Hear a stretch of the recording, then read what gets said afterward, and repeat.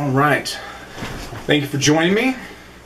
Thank you for viewing another video from Coalition of the Willing. My name is Michael Jeffrey Lee. Now, if you're watching this video, you're probably watching for a few different reasons. Perhaps you consider yourself to be a full-blown addict and you're seeking answers. Maybe you're a recovering addict and you're looking to strengthen your recovery program. Perhaps you just stumbled across this by accident. Or maybe you're just curious to see if this video has anything to offer. Whatever it is, however got you here, I'd ask if you would please watch and please allow this to some of the concepts to take hold. Coalition of the Willing cares deeply about success, and our goal is to ensure the recovering addict, or really anyone for that matter, can unlock their full potential and overcome the obstacles that life presents them. Now, I got some stuff here. Again, please bear with me. I apologize. As funding increases, we're going to get some better stuff. But in the meantime, we got to deal with this. Now, allow me to show you exactly what I'm talking about. And in further videos, as time moves on, we're going to get into more of the scientific, like meat and potatoes, like what's going on in the brain, like how is the amygdala being affected, why can't I stop doing this, and cravings and all that. But I think it's important, I think you're going to see why this is important, that we establish a jump-off point. Okay, a starting point for our discussion. And I think the proper and appropriate jump-off point is this right here. The mind. Now, why do I point to the mind? Well, it turns out that the mind is very, very important when it comes to addiction. And I have some stuff here. Right here, the first line on our little whiteboard is what's called the mental equivalent. Now, this was a phrase coined by Emmett Fox. Please look this up. I encourage you.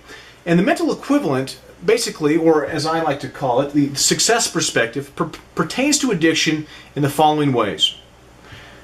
And I can probably paint it to you best if I say it stuff, try to kind of give you a hypothetical or maybe a thought experiment.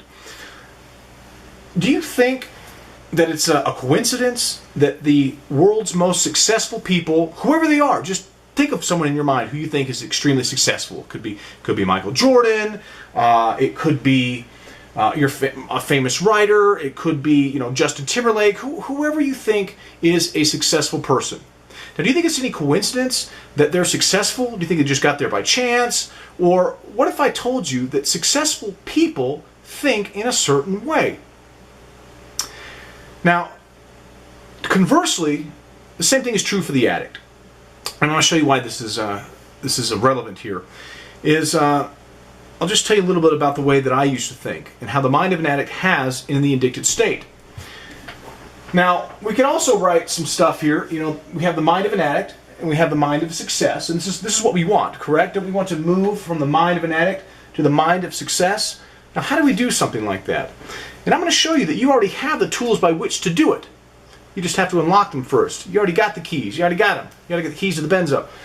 Did I just say benzo? Oh my gosh, the keys to the Benz, the Rolly, whatever it is.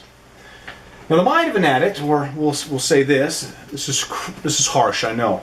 The mind of a loser, and in my addicted state, and I have no shame in saying this, I was very much a loser. I was of the losery sort. Now, the mind of a loser, I hope you agree here, entertains certain thoughts. The mind of a loser sees the world as being a dark and dreary place, a place of chaos, and they tell themselves a story, such as like, I just can't do that, or, the deck's stacked against me, or it's only for the rich and famous. They tell themselves a narrative which supports the accompanying failure. Okay? Now, if that's the mind of an addict, and the mind that we have in the addicted state, what do you think the mind of success looks like? Well, would you believe me if I told you that the mind of a success, people who are successful statistically, now I want to stop here, because it is true that people can rise to success by duplicitous or nefarious means. It happens.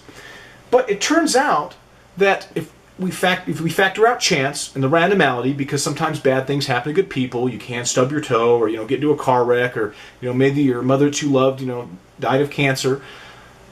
But statistically, it's been shown, and we're going to show it as time moves on, that the people who are successful by and large, think in a certain way. They view the glass as being half full. They see the world as being a place by which they can succeed. They overcome obstacles. They develop strategies and maneuvers by which they can get around stuff and overcome. They don't tell themselves stuff like, I can't, or I better not try, or nah, it's for him, or oh, she's better looking. I better not try to do that. No, they find a means by which to get what they want. They find a goal, they pick a goal, they take aim, bam, and they hit their target. Because they hold something in their mind, a belief of success. They believe that they can. And if you believe that you can't before you've even started, well, you might as well not even try, because you've already told yourself that you're going to fail. So the mind of an addict has something very interesting if we start questioning and start investigating, and we start throwing questions at them. It turns out they believe in very fear-based realities. For instance, they entertain thoughts of anxiety, despair, hopelessness. They have an I can't narrative.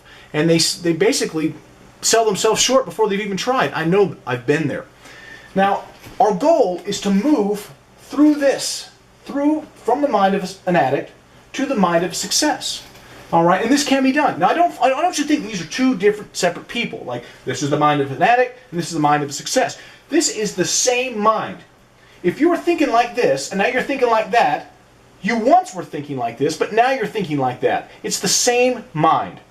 And people do this. We see success stories all the time of people who have been, full-blown heroin addicts, popping Oxycontins every day, crack smokers in the alley, shooting dope. Crazy stories of people who have been in the trenches, so to speak, in terms of addiction. They unlock something in their own mind, something you have inside of you right now, and that allow them to go from the mind of an addict to the mind of a success. And by and large, it was because of the stuff they told themselves. Now, you have to get sick and tired. We know that. We hear this stuff like, you got to hit rock bottom, and there's some things that have to happen. These events do need to occur. You have to have an awareness of how severe your problem is. But once you know how severe your problem is, and you're contemplating, and you're willing to change, the question is, how do we do it? Well, I'm going to go ahead and tell you right now, it starts right here. You have to abandon this, and you have to start thinking like this right here. You start thinking like the successful guy or the successful girl. Because trust me, they think in a certain way. And they don't think like the loser. They don't think like the addict anymore. They once did, but they now think like a champion. They think like a winner.